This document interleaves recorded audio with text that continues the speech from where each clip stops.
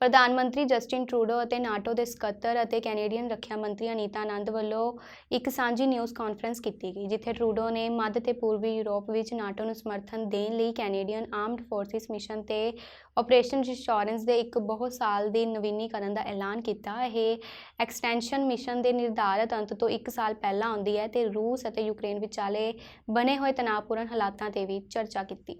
Early multi-year renewal of Operation Reassurance to support NATO in Central and Eastern Europe.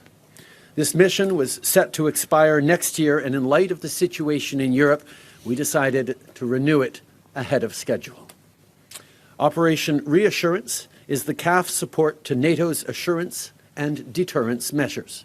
The troops here are not only defending Latvia or Eastern Europe, they're defending all NATO allies, including Canada.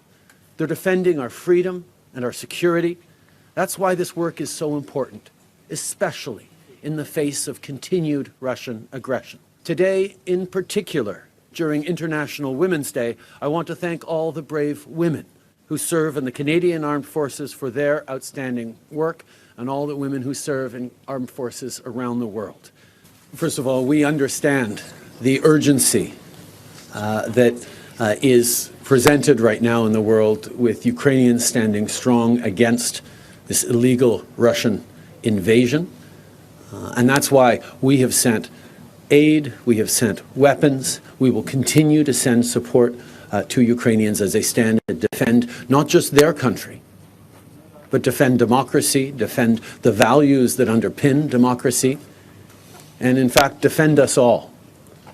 Those weapons are much more useful right now and in the coming weeks in the hands of Ukrainian soldiers fighting for their lives than they would be in Canadian hands. But of course, we need to make sure we replace those weapons rapidly and that we continue to invest in the equipment that leads our armed forces to be able to continue to contribute, not just in places like here in Latvia, but everywhere around the world where we are called on to do. Ontario ਦੇ ਸਿੱਖਿਆ ਮੰਤਰੀ Stephen ਲੀਚੇ ਵੱਲੋਂ ਇੱਕ news conference ਕੀਤੀ ਗਈ, ਜਿੱਥੇ ਉਹਨਾਂ ਘੋਸ਼ਣਾ ਕੀਤੀ ਕਿ ਸਰਕਾਰ 2022 ਅਤੇ 23 ਸਕੂਲੀ ਸਾਲ ਵਿੱਚ ਗ੍ਰੇਡ 1 ਤੋਂ 8 ਦੇ ਵਿਦਿਆਰਥੀਆਂ ਲਈ ਇੱਕ ਨਵਾਂ ਵਿਗਿਆਨ ਅਤੇ ਟੈਕਨੋਲੋਜੀ ਪਾਠਕ੍ਰਮ ਪੇਸ਼ ਕਰੇਗੀ। ਮੰਤਰੀ ਲੀਚੇ ਨੇ ਵੀ ਘੋਸ਼ਣਾ ਕੀਤੀ ਕਿ ਸੂਬਾ ਗ੍ਰੇਡ 9 ਦੇ ਵਿਗਿਆਨ ਕੋਰਸ ਨੂੰ ਡੀ-ਸਟ੍ਰੀਮ ਕਰੇਗਾ। ਸਟੀਫਨ ਲੀਚੇ ਨੇ ਸਕੂਲਾਂ ਵਿੱਚ ਮਾਸਕਿੰਗ ਦੀਆਂ ਜ਼ਰੂਰਤਾਂ ਨੂੰ ਚੁੱਕਣ, ਅਧਿਆਪਕਾਂ ਲਈ ਸਿਖਲਾਈ ਦੇ ਸਾਧਨਾਂ ਅਤੇ ਪ੍ਰਾਂਤ ਵਿੱਚ ਬੱਚਿਆਂ ਦੀ ਦੇਖਭਾਲ ਲਈ ਫੰਡਿੰਗ ਸਮਝੌਤੇ ਤੱਕ ਪਹੁੰਚਣ ਲਈ ਫੈਡਰਲ ਸਰਕਾਰ ਨਾਲ ਵੀ ਗੱਲਬਾਤ ਕੀਤੀ। We want students to have the skills they need to succeed whatever the path they pursue, and the learning will continue well beyond grade 1 to 8, but also into grade 9. It's why we're also pleased to announce that we'll be issuing a new grade 9 science course that will be implemented in September of 22 as well. The new D-Streamed grade 9 science course is an important part of our curriculum reform.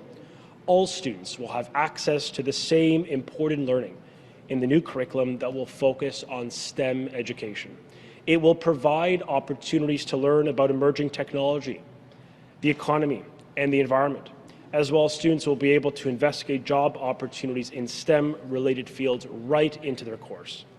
The course will prepare students for future senior-level courses in disciplines of chemistry, of biology, of physics, and earth and space sciences. The release of the new curriculum in grade 9 builds on our commitment to STEM education. As you know, in 2019, we issued a new career studies course that highlights STEM-related careers. We are literally sending recruiters into high schools to encourage pathways into STEM and skilled trades opportunities as we speak in this province. Now, following that, we issued the new elementary grade 9 math curriculum. This curricula introduced coding and financial literacy as a mandate every year from grade 1 through 9, leading in this nation. Prince Edward island ਦੀ ਮੁੱਖ ਜਨਤਕ ਸਿਹਤ ਅਧਿਕਾਰੀ doctor ਹੀਥਰ Morrison ਵੱਲੋਂ ਚੱਲ ਰਹੀ ਕੋਵਿਡ-19 ਮਹਾਮਾਰੀ ਲਈ ਪ੍ਰਾਂਤ ਦੇ ਜਵਾਬ ਬਾਰੇ ਇੱਕ ਅਪਡੇਟ ਪ੍ਰਦਾਨ ਕੀਤੀ ਗਈ। ਡਾਕਟਰ ਮੋਰਿਸਨ ਨੇ ਆਖਿਆ ਕਿ ਪ੍ਰੋਵਿੰਸ ਨੂੰ ਮੁੜ ਖੋਲ੍ਹਣ ਦੀ ਯੋਜਨਾ ਅਤੇ ਸੰਗਠਿਤ ਇਕੱਠਾਂ, ਖੇਡ ਸਮਾਗਮਾਂ ਅਤੇ ਕਾਰੋਬਾਰਾਂ ਲਈ ਸਮਰੱਥਾ ਸੀਮਾਵਾਂ ਵਿੱਚ 17 ਮਾਰਚ ਨੂੰ ਢਿੱਲ ਦਿੱਤੀ ਜਾਵੇਗੀ ਤੇ ਨਾਲ ਹੀ ਉਹਨਾਂ ਕੋਵਿਡ-19 ਟੈਸਟਿੰਗ ਪ੍ਰੋਟੋਕਾਲ ਵਿੱਚ ਤਬਦੀਲੀਆਂ ਦੀ ਵੀ ਚਰਚਾ ਕੀਤੀ। In keeping with our slow and measured approach, next week we will plan to move to step 2 of the Moving On plan. On Thursday, March 17th at 12:01 a.m., the following changes will come into effect. personal gatherings of 20 people indoors and 50 people outdoors. Organized gatherings of up to 75% capacity with space being maximized to allow for as much physical distancing as possible. Fitness facilities, retail, museums, casinos, and libraries up to 75% capacity. Wedding receptions, funeral receptions, and stand-up receptions of up to 100 people. Organized sport and recreation activities with a maximum of 100 participants interacting over the course of a day. And universal screening at the points of entry will continue, but we will transition to random testing of people entering PEI. I expect we will be moving to the third and final step of the Moving Forward plan on or before April 7th. There will be up-to-date information posted on the website later this week regarding the changes that will come into effect next week. In PEI, we've had much better access to COVID-19 testing compared to other provinces and territories. Given we have tested more people, it is really not accurate to compare our case rates directly with other jurisdictions.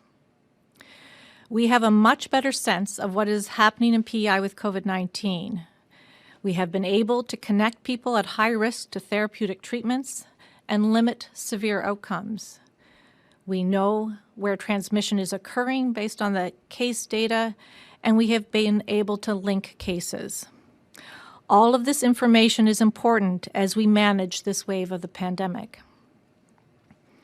However, our testing capacity is now strained. Last week, 13,000 tests were conducted at health PI clinics, or an average of 1,850 tests per day. And that was compared to an average of 1,390 tests the week previous, and an increase of over 30%. Holland ਬਲੋਰਵਿਊ rehabilitation ਹਸਪਤਾਲ ਵੱਲੋਂ ਇਹਨਾਂ ਦਿਨਾਂ ਵਿੱਚ ਕਰਵਾਈ ਜਾਣ ਵਾਲੀ ਮੁਹਿੰਮ caps for kids ਦਾ ਅੱਜ ਆਰੰਭ ਹੋ ਗਿਆ। ਕੈਪਸ ਫॉर ਕਿਡਸ ਦਾ ਮੁੱਖ ਉਦੇਸ਼ ਵੱਧ ਤੋਂ ਵੱਧ ਬੱਚਿਆਂ ਨੂੰ ਇਸ ਪ੍ਰੋਗਰਾਮ ਵਿੱਚ ਆਕਰਸ਼ਿਤ ਕਰਨਾ ਹੈ। ਇਸ ਵਿੱਚ ਬੱਚੇ ਸੁਪਰ ਹੀਰੋ ਬਣ ਕੇ ਕੈਪਸ ਪਹਿਨਦੇ ਨੇ ਅਤੇ ਪ੍ਰੋਗਰਾਮ ਵਿੱਚ ਹਿੱਸਾ ਲੈਂਦੇ ਨੇ ਅਤੇ ਇਸ ਪ੍ਰੋਗਰਾਮ ਰਾਹੀਂ ਰਾਸ਼ੀ ਇਕੱਠੀ ਕਰਦੇ ਹਨ ਅਤੇ ਉਹ ਰਾਸ਼ੀ ਨਾਲ ਗਰੀਬ ਬੱਚਿਆਂ ਦੀ ਮਦਦ ਕੀਤੀ ਜਾਂਦੀ ਹੈ। 13 ਮਾਰਚ ਤੱਕ ਚੱਲਣ ਵਾਲੀ ਇਸ ਕੈਂਪੇਨ ਵਿੱਚ ਇਸ ਵਾਰ ਕਈ ਤਰ੍ਹਾਂ ਦੇ ਵਿਸ਼ੇਸ਼ ਆਕਰਸ਼ਣ ਜੋੜੇ ਗਏ ਨੇ। ਹਾਲੇ ਤੱਕ ਅਸੀਂ $3.4 ਮਿਲੀਅਨ ਇਸ ਵਾਸਤੇ ਰੇਜ਼ ਕਰ ਚੁੱਕੇ ਹਾਂ ਤੇ 7 ਮਾਰਚ ਤੋਂ ਲੈ ਕੇ 13 ਮਾਰਚ ਤੱਕ ਤੁਸੀਂ ਬਹੁਤ ਜਣੇ ਇਹ ਰੈੱਡ ਕੇਪ ਪਾ ਕੇ ਜਿਹੜੇ ਕਿ ਕਮਿਊਨਿਟੀ ਵਿੱਚ ਘੁੰਮਦੇ ਹੋਗੇ ਉਹਨਾਂ ਨੂੰ ਵੇਖੋਗੇ। ਅਸੀਂ ਤੁਹਾਨੂੰ ਸੱਦਾ ਦਿੰਦੇ ਹਾਂ ਕਿ ਤੁਸੀਂ ਵੀ ਆਓ, ਸਾਨੂੰ ਜੁਆਇਨ ਕਰੋ। ਇਹ ਬਹੁਤ ਹੀ ਇੰਪੋਰਟੈਂਟ ਇਸ਼ੂ ਹੈ ਕਿ ਅਸੀਂ ਜਿਹੜੇ ਬੱਚਿਆਂ ਦੀ ਡਿਸੇਬਿਲਿਟੀ ਹੈ ਉਹਦੇ ਬਾਰੇ ਗੱਲਬਾਤ ਆਪਣੀ ਕਮਿਊਨਿਟੀ 'ਚ ਕਰੀਏ ਤੇ ਇਹ ਜਿਹੜਾ ਇੱਕ ਹਫਤਾ ਹੈ ਜਦੋਂ ਤੁਸੀਂ ਕੇਪ ਪਾਏ ਕਿਸੇ ਵੀ ਬੰਦੇ ਨੂੰ ਦੇਖੋ ਉਹ ਤੁਹਾਨੂੰ ਇੱਕ ਹੋਰ ਸੁਨਹਿਰੀ ਮੌਕਾ ਦਿੰਦਾ ਹੈ ਕਿ ਤੁਸੀਂ ਆਪਸ 'ਚ ਗੱਲਬਾਤ ਕਰੋ ਤੇ ਇਹਦੇ ਨਾਲ ਜਿਹੜਾ ਡਿਸੇਬਿਲਿਟੀ ਦਾ ਸਟਿਗਮਾ ਹੈ ਉਹ ਦੂਰ ਹੁੰਦਾ ਹੈ। ਪਰ ਨਾਲੇ ਹੀ ਸਾਨੂੰ ਸਮਝ ਪੈਂਦੀ ਹੈ ਕਿ ਕਿਸ ਤਰ੍ਹਾਂ ਸਾਡੇ ਸਾਰੇ ਬੱਚੇ ਡਿਫਰੈਂਟ ਤਰੀਕੇ ਨਾਲ ਆਪਣੀ ਇਨਫੋਰਮੇਸ਼ਨ ਪ੍ਰੋਸੈਸ ਕਰਦੇ ਹੈ ਜਾਂ ਕਿਹੜੀ ਉਹਨਾਂ ਨੂੰ ਮੈਡੀਕਲ ਥੋੜ੍ਹੀ ਜਿਹੀ ਲਿਮਿਟੇਸ਼ਨਸ ਹੋ ਸਕਦੀਆਂ ਜਿਸਦੇ ਕਰਕੇ ਅਸੀਂ ਇੱਕ ਉਹਨਾਂ ਨੂੰ ਡਿਸੇਬਲ ਵੀ ਕਹਿ ਸਕਦੇ ਹਾਂ। ਪਰ ਸੇਮ ਟਾਈਮ ਜੇ ਤੁਹਾਨੂੰ ਆਪਣੇ ਆਪ 'ਚ ਹੀ ਉਹਦੀ ਨੌਲੇਜ ਨਹੀਂ ਹੈ ਤੇ ਤੁਸੀਂ ਆਪਣੇ ਬੱਚਿਆਂ ਨੂੰ ਕੋਈ ਸਪੋਰਟ ਨਹੀਂ ਦੇ ਸਕਦੇ। My area, looking after the Research Institute, Capes for Kids has huge benefit. It helps us to investigate ways to maximize participation for children and youth with disabilities through all facets of life. So, for example, inclusion in school, employment, getting a career, navigating transportation. If we didn't have access to these programs, he wouldn't be walking, he wouldn't be talking, he wouldn't be doing any of the things that he's doing now. He skis, he swims, oh my God, he's done so many things through Holland Bloorview. He did walker soccer. And because of the community and the connections that we met here, we found out about Track 3. We just found out about all these communities that existed that we would never have known about. And he's been exposed to so many things that would never have been possible. Alberta ਦੀ ਸਿਹਤ ਮੰਤਰੀ doctor ਡੀਨਾ ਹਿੰਸ਼ਾ ਅਤੇ Alberta ਦੇ ਸਿਹਤ ਦੇ ਮੁੱਖ medical ਅਫਸਰ ਵੱਲੋਂ press conference ਕੀਤੀ ਗਈ, ਜਿੱਥੇ ਉਹਨਾਂ ਵੱਲੋਂ ਚੱਲ ਰਹੀ ਕੋਵਿਡ-19 ਮਹਾਮਾਰੀ ਲਈ ਆਪਣੇ ਸੂਬੇ ਦੇ ਜਵਾਬ ਬਾਰੇ ਇੱਕ ਅਪਡੇਟ ਪ੍ਰਦਾਨ ਕੀਤੀ ਗਈ। ਮੰਤਰੀ ਨੇ ਘੋਸ਼ਣਾ ਕੀਤੀ ਕਿ ਹਸਪਤਾਲਾਂ ਵਿੱਚ ਕੋਵਿਡ-19 ਦੇ ਕੇਸ ਘੱਟ ਹੋਣ ਕਾਰਨ ਸੂਬਾ ਸਰਕਾਰ 10 ਮਾਰਚ ਨੂੰ ਲਗਾਈਆਂ ਗਈਆਂ ਪਾਬੰਦੀਆਂ ਨੂੰ ਹਟਾਉਣ ਜਾ ਰਹੀ ਹੈ। ਸੂਬੇ ਵਿੱਚ ਸਿਹਤ ਸੰਭਾਲ ਕਰਮਚਾਰੀਆਂ ਨੂੰ ਕੋਵਿਡ-19 ਦੇ ਵਿਰੁੱਧ ਟੀਕਾਕਰਨ ਦੀ ਲੋੜ ਨਹੀਂ ਹੋਵੇਗੀ। ਮਾਸਕ ਦੀਆਂ ਪਾਬੰਦੀਆਂ ਵੀ ਹਟਾ ਦਿੱਤੀਆਂ ਜਾਣਗੀਆਂ। Turning to today's update, over the last 24 hours, we have identified 467 new cases of COVID-19 and completed about 2,200 PCR tests. Our positivity rate is 20.5%. As the Minister mentioned, there are currently a total of 1,106 people with COVID-19 in hospital, including 77 in the ICU. Sadly, 7 new deaths were reported to Alberta Health over the last 24 hours. My condolences go to the family and friends of these Albertans and to anyone who's experienced a loss from any cause. These deaths remind us of the reality I mentioned earlier, that the virus is still with us and can pose a serious threat for Albertans who aren't vaccinated or who have additional risk factors, and leaving protections in place to help protect vulnerable Albertans.